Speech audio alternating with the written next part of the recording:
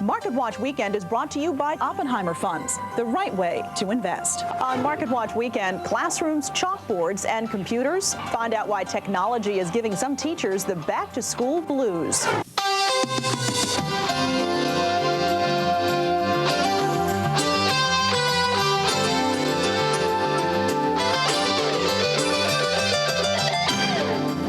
Welcome to Market Watch Weekend. I'm Alexis Christoforous. For most of us, Labor Day weekend signals the end of summer and the start of a new school year. But reading, writing, and arithmetic won't be the only things on educators' minds. So will the debate over teaching with technology. A survey out last week showed that 70% of teachers believe computers are important drivers of education.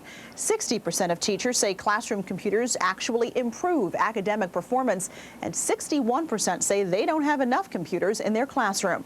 So why is federal funding shrinking when it comes to technology? Paul Lynn reports. This is Lincoln Elementary School in Mount Vernon, run by Principal George Albano. His school is in one of the poorest districts in a largely comfortable Westchester County just outside New York City. Albano, over 27 years, has sought to level the playing field for his kids, many getting full scholarships to private schools and Ivy League colleges. Technology has been key to doing that. And they are exposed to the most sophisticated science, English language arts activities, math activities because of the technology that I've managed to bring into the school. No, two the same size. Very good. Lincoln gets little government money, so Albano's made innovative deals to get new PCs into the school. The iMac computer lab was totally donated by an exclusive private school in New York City, Horace Mann. Entrepreneurial spirit goes a long way at a time when the U.S. government wants to cut technology funding to schools. Surprising, since last year, President Bush put school technology grants front and center as part of No Child Left Behind, asking for almost $700 million. This year's request? Zero.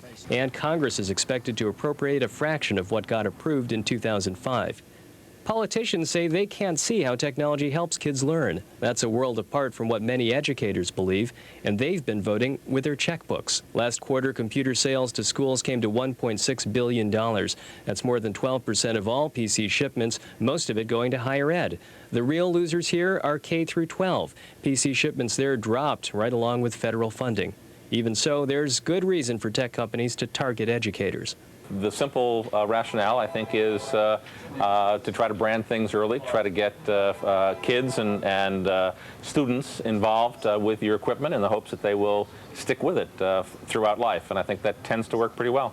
Technology companies want a bigger piece of the education market than Apple once dominated decades ago. Thanks to a cost-conscious academic world, Dell is now on top.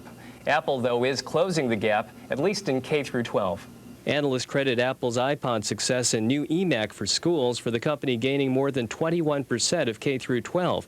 But its market share is half that when you look at sales to colleges and universities, where Dell takes a commanding lead, almost 60% share, winning more business by marketing to college IT departments.